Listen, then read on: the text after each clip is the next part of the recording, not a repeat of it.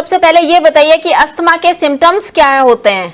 देखिए, इसमें ऐसा है, अस्थमा है किसी को, या किसी को खांसी उठ रही है, या किसी को छाती में दर्द है, किसी को छाती में बलगम जम रहा है, सूखी खांसी है, गीली खांसी है, ये इसके आसपास के लक्षण हैं। अगर वो उसने टेस्ट करा लिया, टेस्ट में उसको अस्थमा आ रहा है, या किसी ने टेस्ट नहीं भी कराया है, तब भी उसे लगता है ये लक्षण मुझे ये प्रतीत होते हैं। सर ठंडा रहना चाहिए, पैर गर्म रहने चाहिए, पेट नरम रहना चाहिए। ये प्राकृतिक चिकित्सा का सिद्धांत है। जब अस्थमा हो जाता है तो नींबू वगैरह नहीं खाना चाहिए, सिट्रस कम से कम जाना चाहिए, अदरवाइज अस्थमा बढ़ जाता है। ये गलत है। संतरे खाने से हम ठंडे पर हो गए, हमारा छाती अकड़ गई, बलगम बन गया, बलगम उखड़ गया, तो वो फिर ऐसे दोष लगाता है। लेकिन ये चीजें आराम करती हैं, हम ऐसे ही ठीक करते हैं लाखों लोगों को। अस्थमा वो जब ही होता है जब आप किसी दवाइयों के पीछे भागते हो। नमस्कार, D5 चैनल हिंदी देख रहे दर्शकों का मैं वंदना स्वागत करती हूं। आज एक बार फिर हम जुड़े हुए हैं प्राकृतिक चिकित्सक आचार्य नीरज शेरवाल जी से। नीरज जी, आपका बहुत बहुत स्वागत है हमारे इस प्रोग्राम में। बहुत बहुत धन्यवाद वंदना जी आपका। नीरज जी, हम बात करेंगे अस्थमा की, तो सबसे पहले ये बताइए कि अस्थमा के सिम्टम्स क्या होते हैं। देखिए, इसमें ऐसा है, अस्थमा है किसी को, या किसी को खांसी उठ रही है, या किसी को छाती में दर्द है, किसी को छाती में बलगम जम रहा है, सूखी खांसी है, गीली खांसी है, ये इसके आसपास के लक्षण हैं। अगर वो उसने टेस्ट करा लिया, टेस्ट में उसको अस्थमा आ रहा है, या किसी ने टेस्ट नहीं भी कराया है, तब भी उसे लगता है ये लक्षण मुझे ये प्रतीत होते हैं। तो हमें ज्यादा इसमें दिमाग लगाने की जरूरत नहीं है अपनी, है ना। जैसे सपोज मैं एक उदाहरण पूरी तरह बताता हूँ। जो जानवर है प्रकृति में रहने वाले, उसने ना तो एनाटॉमी पढ़ी, ना फिजियोलॉजी पढ़ी, ना बायोकेमिस्ट्री पढ़ी, ना पैथोलॉजी पढ़ी, कुछ नहीं पढ़ा उसने, है ना। और प्रकृति के नैसर्गिक रूप में वो अपने चिकित्सक स्वयं करता है।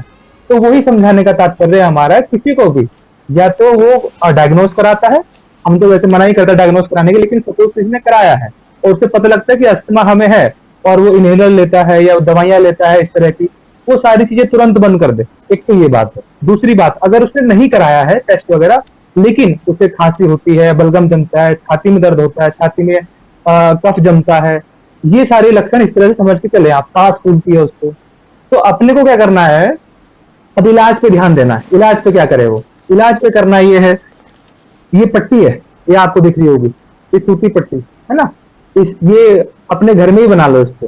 इसकी जो चौड़ाई है वो चौड़ाई रहेगी 1 फीट की, यानी कि 12 इंच की, और जो लंबाई रहेगी वो रहेगी 12 फीट की, ठीक है। और इसको इस तरह से आपने गोल गोल करके लपेट लिया, लपेट रखा है ना हमने इसको, ऐसे अपने किसी चादर में से काट लीजिए पट्टी, और फिर इसको ताजे पानी में डुबो के रखिए। ताजा पानी आपकी बाल्टी है, उसमें डुबो के रखा 2 मिनट 3 मिनट तक, अंदर तक पानी अच्छे से चला जाएगा। फिर इसको अच्छे से निचोड़ लो, ठीक है। और फिर कपड़े उपड़े अपने हटाओ, और छाती पे इसको ऐसे रखना है, और इसको गोल गोल खोलते चलिए और बांधते चले जाओ, खोलते चले जाओ, बांधते चले जाओ। तो अपनी छाती पे बन गई पट्टी, हाथ ऊपर करके बांधना है पट्टी को। ये पट्टी आपकी बन गई, ये है सूती पट्टी कहते हैं इसको। इसके ऊपर बांधनी है आपके ये सूखी पट्टी, मतलब कि इसको गीला नहीं करना, और ये रहेगी गर्म। इसका भी साइज यही है। क्या साइज है, 1 फीट की चौड़ाई रहेगी, यानी कि 12 इंच की चौड़ाई, और लंबाई जो है इसकी वो रहेगी 12 फीट की, ठीक है। सेम साइज है दोनों का। ये गर्म पट्टी है। अब इसको इसी के ऊपर जो हमने सूती पट्टी बांधी छाती पे ताजे पानी में डुबो के निचोड़ करके, उसके ऊपर हमने ये गर्म पट्टी को हमने उसको गोल गोल उसके ऊपर हमने बांध दिया, जो हमने सूती पट्टी बांधी थी, ठीक है। तो ये आपने, ये ट्रीटमेंट हो गया। इसको कहते हैं गीली सूती लपेट, मतलब कि ये सूती और गर्म लपेट कहते हैं, गर्म और सूती लपेट कहते हैं प्राकृतिक चिकित्सा की भाषा में। और इसको चेस्ट पैक भी कहते हैं अंग्रेजी में, मतलब चेस्ट पैक कहते हैं प्राकृतिक चिकित्सा में, नेचुरोपैथी में, ठीक है। बड़ा सिंपल इलाज है, फ्री इलाज है, घर में करना क्या है, इसमें खाली पेट बांधना है, खाना पीना कुछ नहीं खाना है। कम से कम 45 मिनट बंधी रहेगी छाती पे। इसके ऊपर कपड़े पहन लीजिए, घूमने निकल जाइए, टहलने निकल जाइए, खाना बना लीजिए, पढ़ लीजिए, कपड़े धो लीजिए, कोई भी काम कर सकते हैं आप। ये छाती की पट्टी दिन में एक बार बांधनी है, सुबह दोपहर शाम रात कभी भी बांध सकते हैं, और कम से कम 45 मिनट बांध के रखनी है। बात समझ में आ गई, ये इसका इलाज हो गया।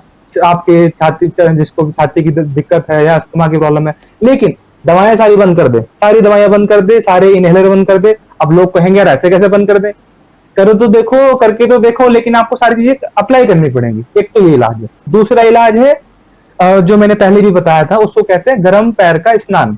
यानी कि foot bath, hot foot bath. एक बाल्टी ले लें जिसमें आप नहाते हैं, उसमें आप गर्म पानी कर लें। गर्म पानी इतना हो जितना सहने योग्य हो। तो जैसे मैं कुर्सी पे बैठा हूं अभी, तो दोनों पैर हमारे घुटने तक गर्म पानी में डुबो के रखें, और वो गर्म पानी इतना हो जितना सहने योग्य हो, मतलब ज्यादा तेज ना होने तो जल जाएगा आपके पैर। तो दोनों पैर हमने बाल्टी में डुबो लिए और एक गिलास ताजा पानी पी लिया हमने, और सर पे हमने एक तौलिया ताजे पानी में डुबोया, निचोड़ा, और सर पे हमने तौलिया रख लिया। मतलब सीधा सा सिंपल सा फॉर्मूला है, सर ठंडा रहना चाहिए, पैर गर्म रहने चाहिए, पेट नरम रहना चाहिए। ये प्राकृतिक चिकित्सा का सिद्धांत है स्वास्थ्य की परिभाषा देने के लिए।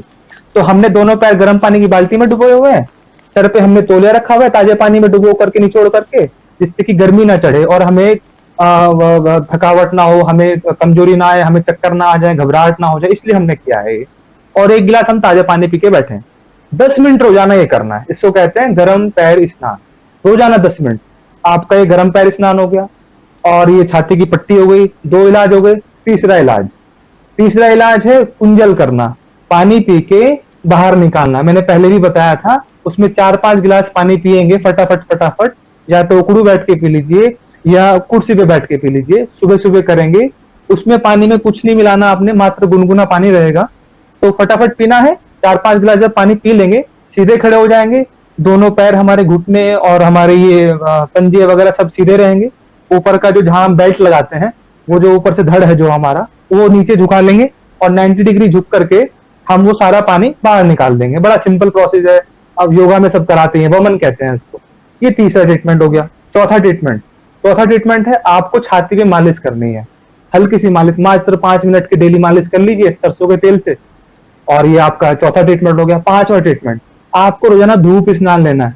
धूप में आपको, जैसे 9 बजे की धूप है, 10 बजे की धूप है, आपको धूप में बैठना है। कम कपड़े उपड़े उतार दीजिए। अगर लेडीज हैं तो इस तरह से अपना कपड़ा ऐसे पहन लीजिए जो सूती कपड़ा हो, ठीक है, ब्लाउज वगैरह इस तरह से पहन करके। और वो सूरज जो है वो आपके डायरेक्ट लगना चाहिए। कम से कम 20 से 25 मिनट, आधा घंटा आपको धूप में बैठना है। 10-15 मिनट आगे से धूप दिखाने, 10-15 मिनट पीछे से धूप दिखानी है। ये आपका 5 ट्रीटमेंट हो गया। छठा ट्रीटमेंट है, अब देखो सारी चीज इसमें, ये सब चीजें करनी ही पड़ेंगी। अगर सारी चीज नहीं करोगे तो फिर आराम नहीं मिलेगा। फिर तो दिमाग में आएगा, यार मुझे तो आराम नहीं मिला, मुझे दवाई खानी पड़ेगी। आप जब भी दवाई छोड़ोगे, जब भी इनहेलर छोड़ोगे, तो आपको ये सारी चीजें करनी पड़ेंगी। अगर सारी नहीं करोगे तो आराम नहीं मिलेगा, फिर सांस फूलने लग जाएगी, फिर आपको इनहेलर एकदम से याद आएगा, दवाइयां खानी पड़ेंगी। तो फिर आप तो कहोगे प्राकृतिक चिकित्सा बेकार है, लेकिन आपने सारी चीजें नहीं करी प्राकृतिक चिकित्सा। अच्छा, फिर आप, एक है ट्रीटमेंट खाने पीने में जैसे हमारे ये फल सब्जियां खानी है, वो सबको सब पता है। डीआईपी डाइट जो बताते हैं गुरुजी, तो डीआईपी डाइट लो, डॉक्टर विश्वरूप राय चौधरी जी की, उसके बारे में मुझे ज्यादा बताने की जरूरत नहीं है।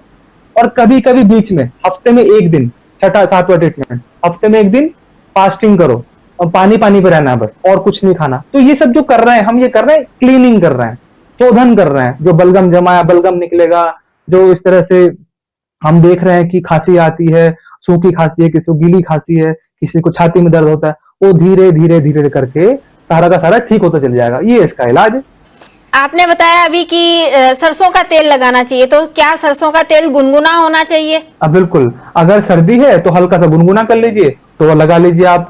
सरसों का तेल मालिश कर लिए अपने हाथों से, या किसी परिवार के सदस्य ने छाती पे मालिश कर दी, तो वो बहुत अच्छा काम करेगा। अगर गर्मी है तो गर्मी में जैसा है वैसे ही लगा लीजिए, फिर गर्म मत कीजिए। खाने पीने में किन चीजों में सावधानी रखनी चाहिए, या क्या चीज खानी पीनी चाहिए और कैसे खानी पीनी चाहिए? अगर इस तरह से जो हम अभी इस टॉपिक पे बात कर रहे हैं, छाती की दिक्कत या अस्थमा या खांसी या बलगम बना हुआ है, तो उस चीज के लिए फिर उस आदमी को ठंडी चीजें नहीं, ठंडी चीजें जैसे मतलब ये जो ठंडी आइसक्रीम वगैरह, ये सब ये तो हर चीज में हम बताते ही हैं, प्राकृतिक चिकित्सा के सिद्धांत है। हाँ, फ्रिज की चीजें नहीं खानी चाहिए, नहीं खानी चाहिए। हाँ, और या फिर अगर केला भी है तो केला भी मत खाओ, है ना। कुछ चीजें ऐसी हैं, बाकी वो सब तरह सलाद ज्यादा खाए। DIP diet, discipline intelligent diet, जो गुरुदेव डॉक्टर विश्वरूप चौधरी जी ने बताई है, वो करेंगे और फास्टिंग करेंगे तो वो आराम मिल जाए। आप एक बार डीआईपी डाइट के बारे में वापस बता दें। तो डीआईपी डाइट का क्या है, जैसे किसी के 60 किलो वजन है, तो 60 किलो को इंटू करेंगे 10 से, तो 600 निकल आएगा, ठीक है। और कम से कम बता रहे हैं, कम से कम 600 ग्राम वो फल खाए। फल कोई से भी हो सकते हैं, किसी भी तरह के कोई भी फल जो मौसमी फल है, और 4 तरह के फल हों, और वो आप सुबह नाश्ते में लीजिए। नाश्ते में बाकी सारी चीजें बंद कर दी, चाय है, बिस्किट है, अपने जो भी आप खाते रहे हैं आज से पहले वो कुछ नहीं खाना, ब्रेड बिस्किट पराठा वगैरह कुछ नहीं, सिर्फ फल खाएंगे। कम से कम 600 ग्राम है, उससे ज्यादा आप कितना भी खा सकते हैं। ये 12 बजे से पहले की डाइट है, 7 से 12 बजे के पहले की डाइट। और जो खाना मतलब फल खाएंगे, छिलका उतारने के बाद वो 600 ग्राम होने चाहिए, एक बात ये है ना। फिर जब 12 बजेंगे तो फिर आपको 4 तरह के सलाद खाना है। तो जैसे किसी को ये 60 किलो वजन है तो वो रहेगा 300, इसका आधा मान लो, 600 का 300, तो आधा मतलब 300 ग्राम उसको सलाद खाना है। और वो 300 ग्राम सलाद कैसा, वो 4 तरह का होना चाहिए, जो भी सलाद है, चाहे कच्चा पपीता है, कच्चा कद्दू है, टमाटर है, खीरा है, ककड़ी है, मूली है, चुकंदर है, वो सब खाएं। उस पर कुछ भी नमक वगैरह कुछ नहीं डालना, ये आपका सलाद हो गया। ठीक है। फिर प्लेट टू में आपने सिंपल सादा भोजन, जैसे चोकर की रोटी है, मिले जुले अनाज का आटा है, चोकर का आटा है ना, वो पतला ना हो, मोटा आटा होना चाहिए, बिना छना हुआ। और साथ में हरी सब्जी में जैसे लौकी, तोरी, टिंडा, परवल, कद्दू, पपीता, गाजर, मूली, सलजन, ऐसी जो सब्जियां हैं, उन सब्जियों को आप अच्छी तरह से बिना नमक मिर्च मसाले, कम नमक मिर्च मसाले, कम तेल के वो सब्जी बनाएं। और ज्यादा उसमें ग्रेवी वगैरह ना डालें, सिंपल सादी सब्जी बना करके। सब्जी बनाने का तरीका सिंपल सा रहेगा, जैसे आपने सब्जी ले ली और आपने उसमें हल्का सा थोड़ा सा जीरा डाल लिया, थोड़ा सा उसमें हल्दी है, थोड़ा सा उसमें धनिया खूब सारा डाल दिया, टमाटर खूब सारा डाल दिया, अदरक डाल सकते हो, प्याज डाल सकते हो, लेकिन उसको ज्यादा ग्रेवी मत बनाओ। उसकी बनाते हैं ना 5-10 मिनट तक भूनते हैं तेल में, वो सब मत करो। तो इस तरह सिंपल सादा भोजन खाओ, तो वो रोटी सब्जी आप खा सकते हो, दाल खा सकते हो, लेकिन जैसे छोले हैं, राजमा है, या ऐसी उड़द की दाल है, वो सब मत खाओ। वो सब चीजें फिर भारी करेंगे ना, तो वो गलत रहेगा। ये ऐसा करो, आप सूप पियो, हरी सब्जी का सूप, जैसे हरी सब्जियां हैं जो अपने हम सब्जी के अभी नाम गिनाए, उन सब्जी का घर में सूप बनाओ सिंपल तरीके से।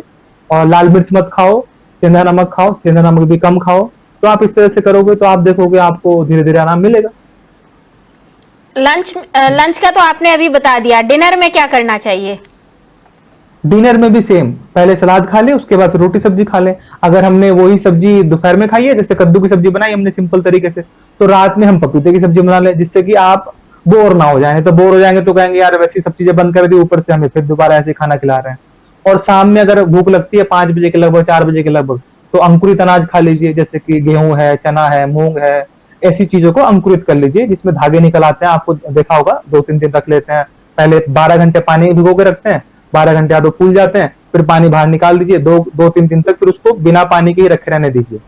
तो वो उसमें से थोड़े थोड़े से धागे निकल आएंगे, उनको अंकुरित कहते हैं। उसमें आप टमाटर, प्याज, नींबू निचोड़ करके आप उसको खाइए, वो बहुत अच्छा रहेगा। तो अंकुरित खा लीजिए, सूप पी लीजिए। आप ऐसा करेंगे, दूध वगैरह ये सब चीजें बंद कर दीजिए, तो आप देखोगे कि आप अस्थमा आपका ठीक हो जाएगा, कोई बड़ी बात नहीं है।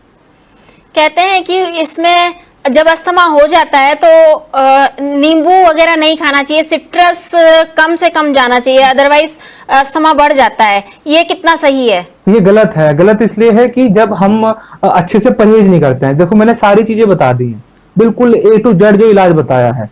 अगर ऐसा कोई करता है, बिल्कुल यही सिद्धांतों को फॉलो करता है, इसके अलावा और कुछ गड़बड़ नहीं करता, कुछ ऐसी चीजें नहीं खाता, जो बताया बस यही चीजें खानी है उसने, तो क्या होगा, वो धीरे धीरे ठीक होने लगेगा। लेकिन अगर वो कुछ गड़बड़ करता है तो वो दोषारोपण कहाँ लगाता है कि जी नींबू से गला पकड़ गया, संतरे खाने से हम ठंडे पर हो गए, हमारा छाती अकड़ गई, बलगम बन गया, बलगम उखड़ गया, तो वो फिर ऐसे दोष लगाता है। लेकिन ये चीजें आराम करती हैं, हम ऐसे ही ठीक करते हैं लाखों लोगों को। हमें, हमारे गुरु हैं, दादा गुरु हैं, बहुत लोगों को ठीक किया अब तक। हम तो कोई दवाई देते नहीं, ना तो हमारे पास दवाइयां हैं, तो हम कैसे कर रहे हैं जी ठीक, है ना तो हम कुछ बेचते, हम तो ये ऐसी काउंसलिंग करके करते हैं, या हमारे कोई सेंटर में आता है तो हम ये ट्रीटमेंट देते हैं, पट्टियां बांधते हैं, ये एनिमा लगाते हैं, ये एनिमा का पॉट है, तो एनिमा भी लगाना है उसको पेशेंट को हर तीसरे दिन में। एनिमा का पॉट मिल जाएगा आपके आसपास मेडिकल स्टोर में, है ना। तो वो पेशेंट देखेंगे आप, धीरे धीरे पेशेंट को अस्थमा में आराम मिल जाएगा। और वो बिल्कुल बिना घबराए कि नींबू से ऐसा होता है, संतरे से ऐसा होता है। वो जब भी होता है जब आप किसी दवाइयों के पीछे भागते हो, कि नुस्खों के पीछे भागते हो, कि नुस्खे करने को मिल जाए, ये खा लें, वो खा लें, वो दवाई मिल जाए, वो दवाई मिल जाए, लेकिन परहेज ना करना पड़े। तो जो भी मैंने बताया वो सारा परहेज के अंतर्गत आता है, आपको इस तरह से करना पड़ेगा, सारी चीजें त्यागनी पड़ेंगी जो आज से पहले आप करते आए। तो आप देखोगे कि आपको बिना दवाइयों के ठीक हो गए, और आप फिर कहोगे नहीं ये तो इसने तो कमाल कर दिया। फिर आप ये बात नहीं कहोगे कि नींबू से ऐसा हो गया या संतरे से ऐसा हो गया, क्योंकि संतरे और नींबू इन सबका काम का ये क्लीनिंग का काम बहुत तेजी से करते हैं। तो कोई बलगम है, उस चीज को उखाड़ने का काम कर रहे हैं ना, ये शोधन का काम कर रहे हैं, तो वो तो अच्छा कर रहे हैं ना, हेल्प कर रहे हैं। लेकिन आदमी को लगता है हम तो ज्यादा बीमार पड़ गए। तो ये सोचने समझने की बात है। नीरज जी, आपने हमें बहुत ही काम की बातें बताई, आपका बहुत बहुत धन्यवाद। बहुत बहुत धन्यवाद वंदना जी, आपका बहुत बहुत धन्यवाद। प्रणाम। अगले एपिसोड में आपसे फिर मुलाकात होगी, तब तक के लिए नमस्कार।